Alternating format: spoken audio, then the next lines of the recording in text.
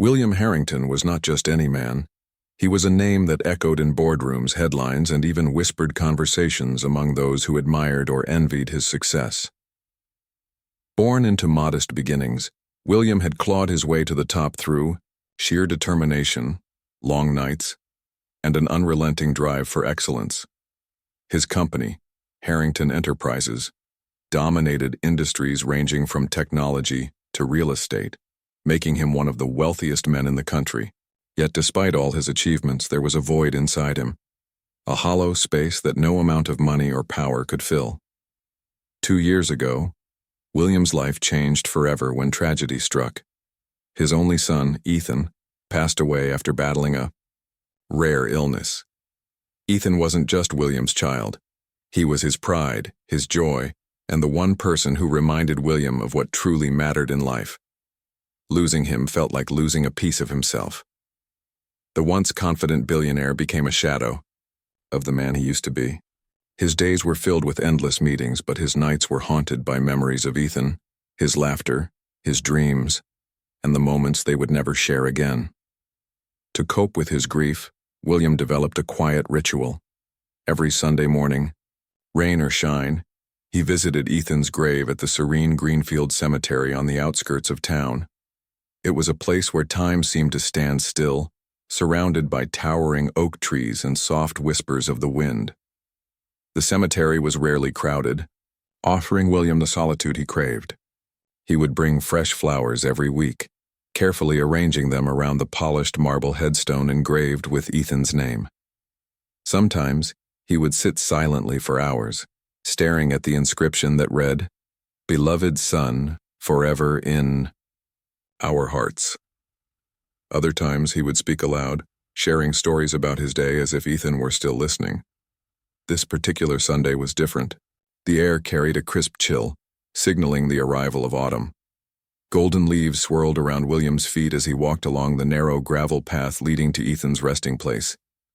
His polished leather shoes clicked against the stones, a sound that seemed unusually loud in the otherwise peaceful setting. As he rounded the corner, something caught his eye. A figure sitting near Ethan's grave.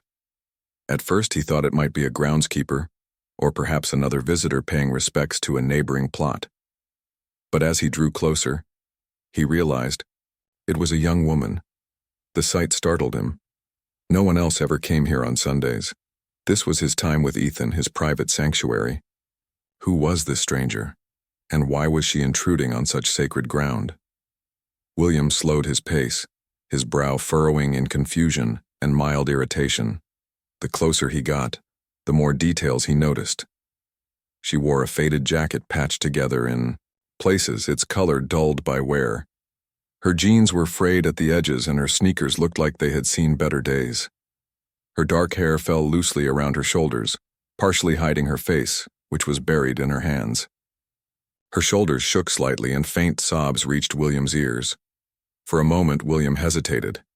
Part of him wanted to turn back, give her privacy, and return later when she was gone. But curiosity tugged at him. Why was she here? Did she know Ethan? And why did she look so heartbroken? Summoning his resolve, he continued forward, his footsteps deliberate yet cautious. When he was close enough, he cleared his throat gently to announce his presence. The girl flinched, clearly startled, and quickly wiped her tears with the back of her hand. She looked up, her wide eyes meeting his. There was a mix of fear and sadness in her gaze, but also something else, something that made William pause. It was familiarity, though he couldn't quite place it. "I'm sorry," she stammered, her voice trembling. "I didn't mean to intrude." She shifted uncomfortably, clutching a small bundle of wildflowers in her lap. They weren't the kind you bought from a florist. These were picked from a field, tied together with a simple string. Something about their simplicity struck William.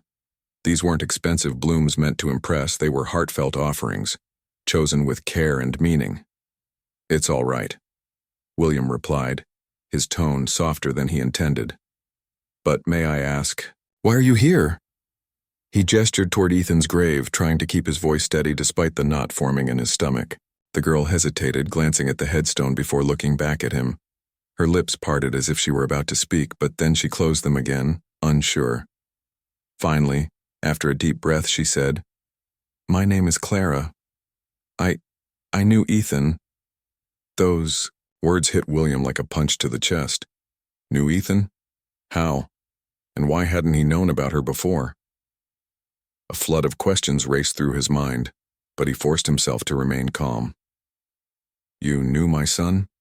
he asked, his voice tinged with both surprise and suspicion. Clara nodded, her grip tightening on the flowers. "Yes," she said quietly. "He was special to me." Special to her? What did that mean? William's protective instincts kicked in. Was she someone Ethan had dated, a friend, or maybe just someone seeking attention? Whatever the case, he needed answers. Taking a step closer, he crouched down to her level, his piercing gaze fixed on her. "Tell me more," he urged, his tone firm but not unkind. Clara swallowed hard, visibly nervous under his scrutiny. For a moment it seemed like she might bolt, but then she took a shaky breath and began to speak. "Ethan volunteered at the YAO shelter where I worked," she explained. "He helped out whenever he could, bringing food, teaching kids, doing whatever was needed. He was always so kind, so caring. Everyone loved him." Her voice wavered and fresh tears welled up in her eyes. "He saved me," she added softly, almost too quiet for William to hear. Saved her? The phrase sent a shiver down William's spine. Saved her from what? Before he could press further, Clara lowered her head, her body racked with silent sobs. William watched her, his initial irritation melting into concern. Whoever this girl was, her pain was genuine. And somehow, inexplicably, it was connected to Ethan. Determined to understand, William sat down beside her, bracing himself for the story she was about to tell. The sun dipped lower in the sky, casting long shadows across the cemetery. The world outside faded away, leaving only the two of them, and the memory of a young man who had touched both their lives in ways neither fully understood yet. Clara's voice was barely above a whisper as she began to speak, her words trembling with emotion. She hesitated at first, glancing nervously at William, unsure if she should continue. But something in his demeanor, a mix of curiosity and quiet patience, encouraged her to go on. Taking a deep breath, she steadied herself and began recounting how she had come to know Ethan. "I met Ethan about 2 years ago," Clara started, her fingers absently twisting the stems of the wildflowers in her lap. "It was at the community shelter where I worked part-time after school. I was juggling my studies and trying to make ends meet for my family. Things were hard." Her gaze dropped to the ground, her expression heavy with memories of struggle. "My dad passed away when I was young, and my mom has been sick for years. We didn't have much, but somehow we managed." William listened intently, his sharp eyes studying her face. There was an honesty in her tone that made it impossible to doubt her story. He noticed the weariness etched into her features, the kind that came from carrying burdens far too heavy for someone so young. Yet, despite her hardships, there was also a spark of resilience in her eyes, a quiet strength that reminded him of Ethan. "Ethan showed up one day out of nowhere," Clara continued, her lips curling into a faint smile at the memory. "He said he wanted to volunteer. At first I thought he was just another rich kid looking to pad his college application or impress his friends. You know, the type who shows up once, takes a few pictures, and then disappears forever."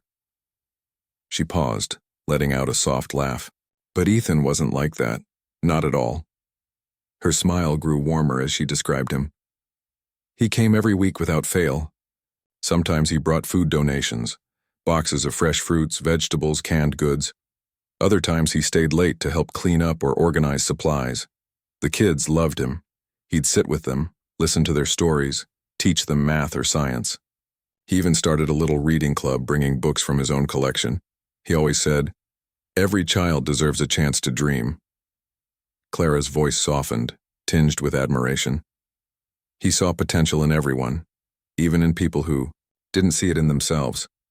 Like me." She looked down at her hands, her cheeks flushing slightly. I was struggling back then, not just with money but with believing in myself. My grades were slipping because I was working so much and I didn't think I'd ever be able to finish college. But Ethan, he wouldn't let me give up. William's chest tightened as he listened. He had never seen this side of his son, the selfless, compassionate young man who gave his time and energy to strangers in need. It was a stark contrast to the image he had of Ethan, the ambitious student who excelled in academics and sports. Guilt gnawed at him as he realized how little he truly knew about his son's life outside their home. He used to tutor me, Clara went on, her voice growing steadier, not because he felt sorry for me, but because he genuinely believed I could succeed. He'd say, "Clara, you're smarter than you think. Don't let anyone, including yourself, convince you otherwise." She chuckled softly, shaking her head. He was persistent too. If I missed a session, he'd show up at the shelter and drag me into a corner until I finished my assignments. And when I got accepted into the teaching program I'd been dreaming of, he celebrated like it was his own victory. Tears welled up in Clara's eyes again, but this time, they weren't tears of sorrow. They were tears of gratitude. For a friend who had changed her life in ways she couldn't fully put into words. Ethan wasn't just helping me, he was showing me what it meant to care about others. He taught me that kindness isn't about grand gestures, it's about being present, listening, and doing what you can no matter how small it seems. As Clara spoke, William felt a lump rising in his throat. Each word painted a vivid picture of a son he barely recognized, a son who had given freely of himself not for recognition or reward, but because it was simply who he was. William had always prided himself on providing Ethan with everything he needed. The best education, the latest gadgets, luxurious vacations. But now, sitting here listening to Clara, he realized he had failed to give him the one thing that mattered most, his presence. "He talked about you sometimes," Clara said suddenly, pulling William out of his thoughts. His eyes widened in surprise. "About me?" he asked, his voice hoarse. Clara nodded. "He admired you, for building your company from scratch, for being so successful. But," she hesitated, biting her lip, "he also mentioned how busy you were, how it was hard to spend time together. He understood you were working hard to provide for him. But I think he wished he could have shared more moments with you, just simple things like talking about his day or going for a walk." The room seemed to spin around William as her words sank in. He had always assumed Ethan was happy, as long as he had everything he needed, materialistically speaking. But now, hearing this, he realized how wrong he had been. Ethan hadn't just wanted things, he had wanted connection. He had craved the kind of bond that couldn't be bought or replaced. Clara wiped her tears and took a shaky breath before continuing. When Ethan got sick, he still tried to keep volunteering. Even when he was weak, he'd insist on coming to the shelter. He said, "If I can't help them, who will?" Her voice broke and she covered her face with her hands, sobbing quietly. "I miss him so much. I don't know how to move forward without him. He was my anchor, my guide. Without him, I feel lost." William sat frozen, overwhelmed by a tidal wave of emotions. Grief, guilt, pride, and regret swirled inside him, each vying for dominance. For the first time in 2 years, he allowed himself to truly feel the weight of his loss, not just as a father mourning his son, but as a man mourning the relationship he had neglected to nurture. As Clara cried beside him, William felt something shift within him. He reached out tentatively, placing a hand on her shoulder. It was a small gesture, but it carried the weight of understanding, a promise to honor Ethan's memory by learning from his mistakes. The sun dipped below the horizon, bathing the cemetery in a golden glow. The wind rustled through the trees, carrying with it the faint scent of autumn leaves. In that moment, surrounded by silence and shared sorrow, William and Clara found solace in each other's presence, a fragile yet powerful connection forged by the love they both had for the same remarkable young man. Clara's words lingered in the air, heavy with emotion as William struggled to process everything she had shared. Her story painted a portrait of Ethan that was both inspiring and heartbreaking. a young man who gave selflessly, loved deeply, and lived with purpose. Yet, beneath the admiration and gratitude in her voice, there was also a subtle undercurrent of something else. It wasn't criticism or blame, it was honesty, raw and unfiltered, and it struck William like a thunderbolt. "He believed in me," Clara continued, her voice soft but steady now. "Even when I didn't believe in myself. He saw something in me that no one else did. Not even my own family." She paused, her gaze drifting toward Ethan's headstone. "But you know what hurt the most? Watching him try so hard to make others happy while carrying his own pain. He never complained. Not once, not about being sick, not about feeling tired, not even about how lonely he sometimes seemed." William's heart clenched at her words. Lonely? His son? The thought was unbearable. How could Ethan have felt lonely when he grew up in a house filled with luxury, surrounded by people who supposedly cared for him? William wanted to argue, to dismiss her observation as misplaced or exaggerated, but deep down, he knew she was right. He had been too busy chasing success, too consumed with work, to notice the cracks forming in their relationship, and now hearing Clara describe Ethan's inner world, the parts of him William had failed to see, it felt like a knife twisting in his chest. "He talked about you often," Clara said again, this time with a gentleness that almost made it worse. "He admired you more than anyone else. He told me stories about how you started your company from nothing, how you worked late nights and sacrificed so much to give him a better life. He was proud of you, Mr. Harrington." But her voice trailed off, and she hesitated, clearly, unsure if she should continue. "But what?" William prompted, his tone softer than before. There was an ache in his chest, a desperate need to understand, to hear the truth, no matter how painful it might be. Clara took a deep breath, gathering her courage. "He said you were always working, always on your phone, always thinking about the next deal or the next meeting. He understood why. You were doing it for him. But sometimes I think he just wished you'd slow down, that you'd sit with him, talk to him, ask him about his dreams instead of assuming they matched yours." Her eyes met his, filled with sincerity. "He wanted to connect with you not just as a father and son, but as two people sharing their lives." The weight of her words hit William like a freight train. He had spent years building an empire, ensuring Ethan never wanted for anything. He had given him private schools, expensive vacations, designer clothes, everything money could buy. But, in his relentless pursuit of providing materially, he had overlooked the intangible things that truly mattered: presence, understanding, emotional connection. He thought back to all the missed opportunities. The dinners where Ethan tried to engage him in conversation only for William to brush him off with excuses about work. The weekends Ethan invited him to volunteer at the shelter, invitations William declined because he didn't have time. The countless moments when Ethan reached out, silently asking for attention, and William failed to notice. "I didn't know," William murmured, his voice barely audible. He ran a hand through his graying hair, his mind racing with memories he had long buried. "I thought I was giving him everything he needed. I thought he was happy." "He was happy," Clara replied quickly, sensing the guilt in his tone. "Don't get me wrong, he loved you, he looked up to you. But happiness isn't just about having nice things or living comfortably. It's about feeling seen, heard, valued. And Ethan—" Her voice cracked, and she swallowed hard. "Ethan wanted to feel like he mattered to you, not because of what he achieved, but because of who he was." William's vision blurred as tears welled up in his eyes.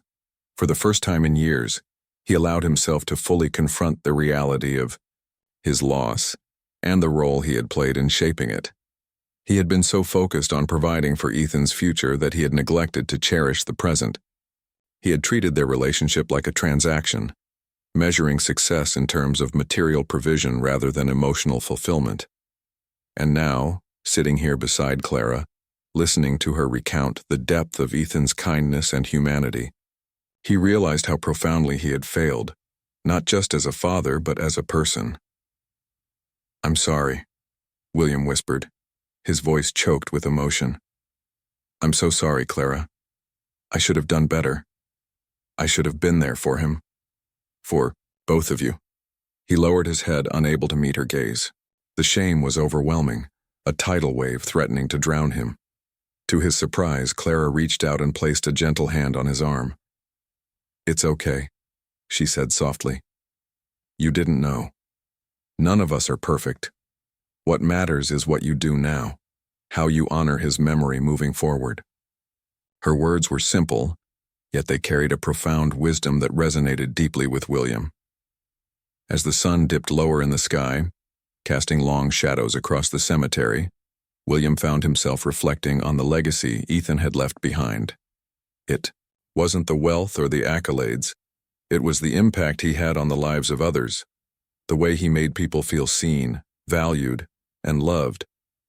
Clara embodied that legacy, her resilience and gratitude a testament to the seeds Ethan had planted in her heart. And as William sat there, tears streaming down his face, he realized that Ethan's greatest gift wasn't the life he lived. It was the lessons he left behind for those who remained. For the first time in 2 years, William allowed himself to grieve, not just for the son he had lost, but for the father he hadn't been. And in that moment of vulnerability, surrounded by the quiet beauty of the cemetery and the comforting presence of Clara, he vowed to change, to live differently, to ensure that Ethan's spirit would continue to shine through the actions he took and the lives he touched. The wind rustled through the trees, carrying with it a sense of peace, a fleeting reminder that even in the midst of sorrow there is hope. Hope for healing, for redemption, and for a future shaped not by regret, but by love. In the days that followed their meeting at Ethan's grave, William found himself unable to shake the weight of Clara's words. They echoed in his mind during sleepless nights and lingered in the quiet moments between meetings. Her honesty had opened a door he hadn't realized was locked, a door to understanding not just who Ethan was, but who he could still become. For so long, William had allowed grief to consume him, letting it isolate him from the world. But now, for the first time, he felt a flicker of purpose, a desire to honor Ethan's memory by carrying forward the values his son had lived by. The next Sunday, William returned to the cemetery earlier than usual. He wasn't sure if Clara would be there, but he hoped she would. As he approached Ethan's grave, he saw her sitting in the same spot, her head bowed as she traced the letters of his name on the headstone with her fingers. She looked up when she heard his footsteps, surprise flashing across her face before softening into a tentative smile. "You came back," she said simply, her voice tinged with both curiosity and relief. "I did," William replied, nodding. "Clara, I've been thinking about what you said last week about Ethan, about everything." He hesitated, unsure how to articulate the storm of emotions swirling inside him. "I want to do something, to make things right." Clara tilted, her head slightly studying him. "What do you mean?" William knelt beside her, placing a bouquet of fresh flowers near the headstone. "Ethan gave so much of himself to others. He helped people like you, supported causes he believed in, and made the world a better place. Not because he had to, but because it was who he was. I want to continue that work, to honor his legacy in a way that truly reflects who he was." Clara's eyes widened, touched by his sincerity. "That's amazing," she said softly. "But where would you even start?" William took a deep breath, his gaze fixed on the marble headstone. "I've spent my life building businesses, accumulating wealth and chasing success. But I've never used my resources to make a real difference in people's lives. Not the way Ethan did. So, I'm going to change that." He turned to Clara, his expression earnest. "I need your help. You knew him better than anyone else outside our family. Tell me, what mattered most to him? What can I do to keep his spirit alive?" Clara blinked, taken aback by his request. She hadn't expected this level of vulnerability from someone like William Harrington, a man known for his confidence and authority.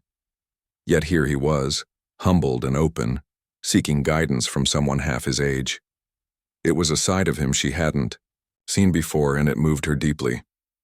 "Well," she began slowly, gathering her thoughts. Ethan cared about giving people opportunities. He believed everyone deserved a chance to succeed, no matter where they started. That's why he loved volunteering at the shelter. He wanted to show kids that they were capable of greatness, even if the odds were against them. William nodded thoughtfully. Education, opportunity, those are good places to start. And kindness, Clara added quickly. Ethan always said that small acts of kindness could change someone's entire day, or even their life. Like buying groceries for a struggling family or tutoring a child who needed extra help. He didn't wait for big chances to make a difference.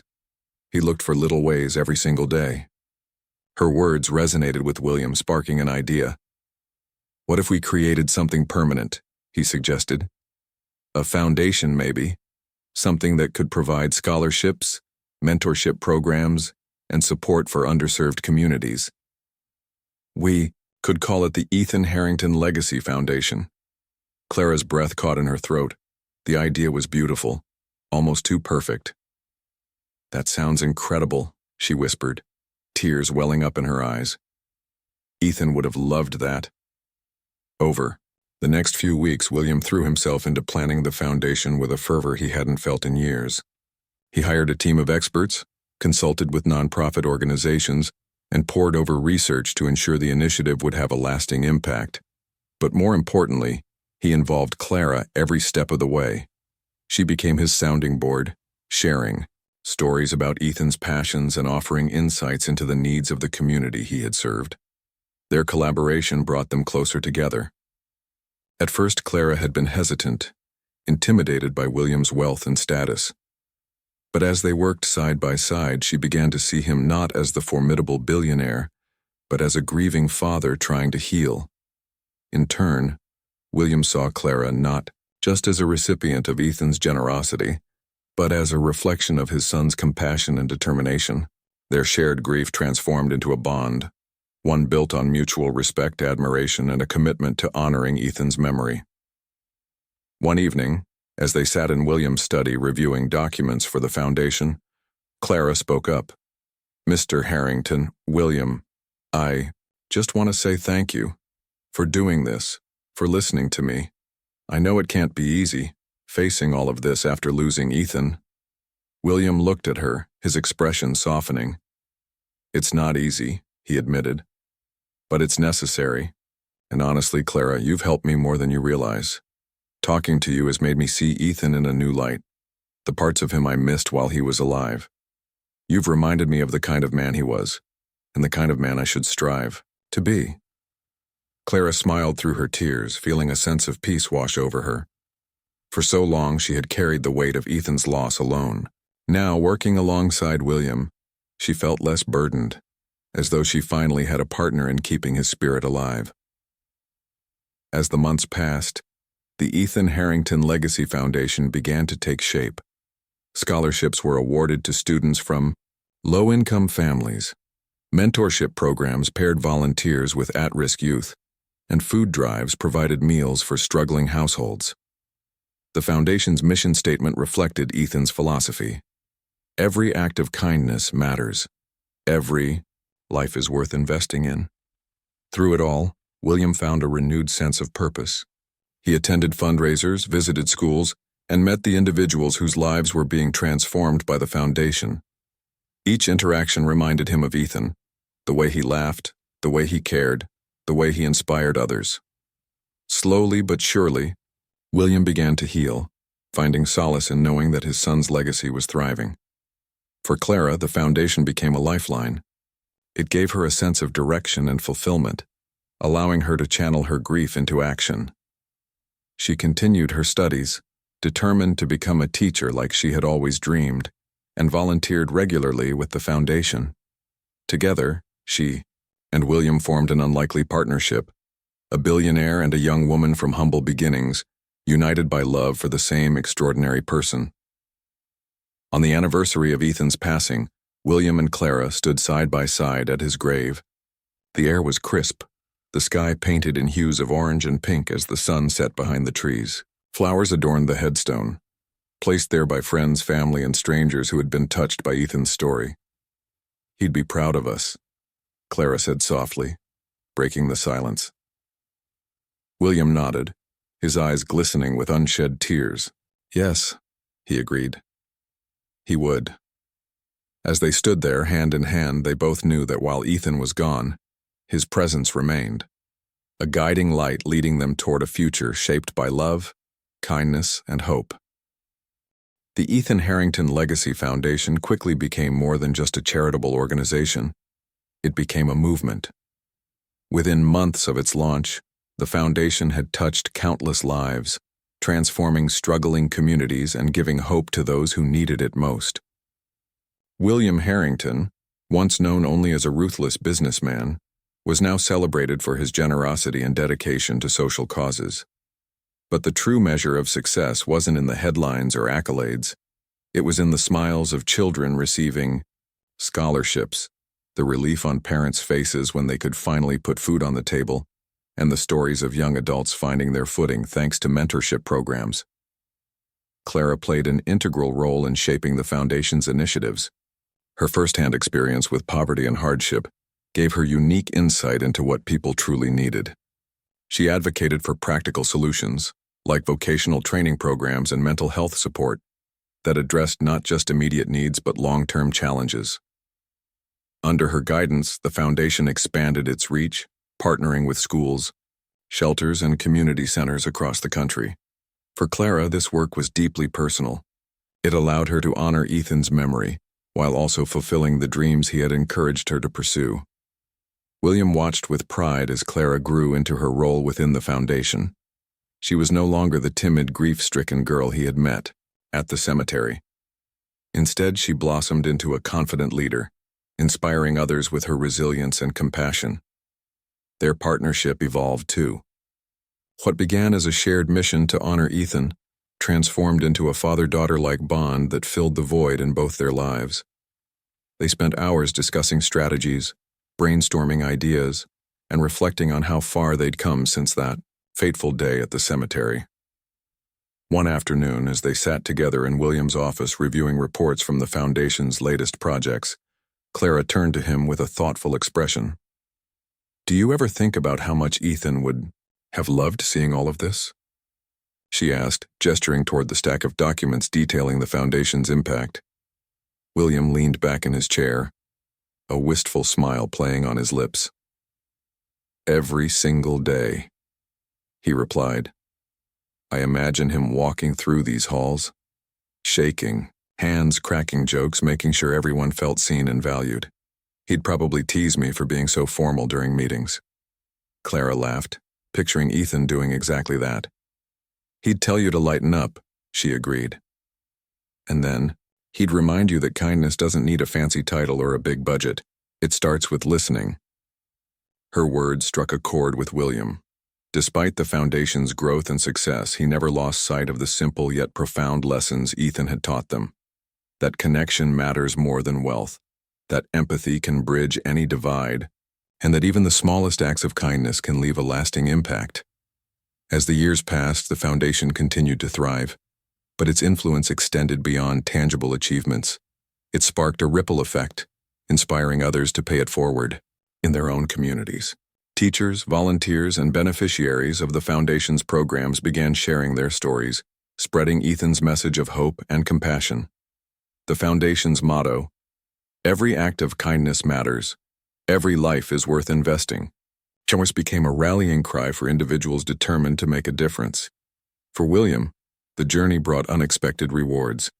Through his work with the foundation, he rediscovered parts of himself he thought were lost forever.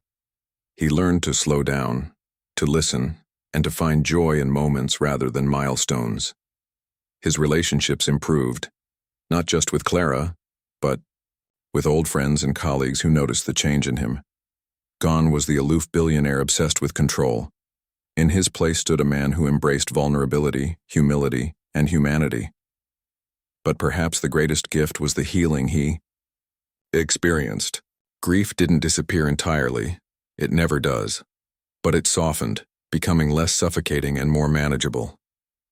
By focusing on Ethan's legacy, William found a way to keep his son close, not just in memories but in actions. Each scholarship awarded, each meal provided, each child mentored, felt like a tribute to the boy who had changed so many lives, including his own. For Clara, the foundation gave her a sense of purpose she hadn't imagined possible.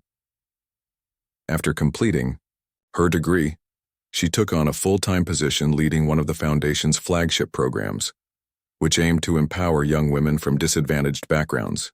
Her journey from a struggling college student to a respected advocate inspired countless others, proving that resilience and determination could overcome even the toughest odds.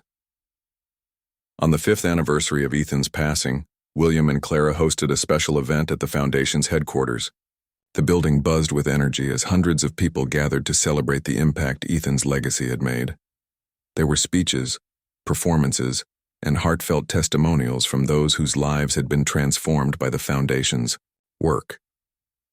At the center of it all was a photo wall dedicated to Ethan, filled with images of him volunteering, laughing, and connecting with others. When it was time for William to speak, he stepped onto the stage, his heart swelling with emotion. Looking out at the sea of faces, many of whom he recognized as beneficiaries, volunteers, and supporters, he felt overwhelmed with gratitude. 5 years ago, I lost my son, he began, his voice steady despite the lump in his throat. It was the hardest thing I've ever faced. But today, standing here surrounded by all of you, I realize that Ethan isn't truly gone. His spirit lives on, in the kindness we show one another, in the opportunities we create for others, and in the belief that every person has value. He paused, glancing at Clara, who stood near the front row, beaming with pride. Ethan taught me what it means to live with purpose. And though I'll always wish I had more time with him, I'm grateful for the lessons he left behind, for showing me how to be a better father, a better friend, and a better human being. The crowd erupted in applause, but William barely heard it. His eyes were fixed on the photo wall, where Ethan's smiling face seemed to radiate warmth and light. In that moment, he felt a deep sense of peace, a knowing that Ethan's legacy would continue to inspire generations to come. After the event, William and Clara returned to the cemetery, as they did every year on this date. The air was cool, carrying the scent of freshly fallen leaves. Together they placed a bouquet of wildflowers at Ethan's grave, the same kind Clara had brought on the day they first met. "We did good, kiddo," William said softly, addressing the headstone, as if Ethan were still sitting beside them. "You'd be proud." Clara smiled, resting a hand on William's arm. "We're not done yet," she added. "There's still so much more to do." William nodded, feeling a renewed sense of determination. Though Ethan was no longer physically present, his influence lived on, not just in the foundation bearing his name, but in the hearts of everyone he had touched. Through their shared commitment to kindness, empathy, and service, William and Clara ensured that Ethan's spirit would shine brightly, lighting the way for others long after they were gone. As they walked away from the grave side by side, the autumn sun casting golden light over the cemetery, they carried with them a promise to keep Ethan's memory alive, not just through words, but through action. And in doing so, they found solace, purpose, and a bond that transcended loss, a testament to the enduring power of love and legacy.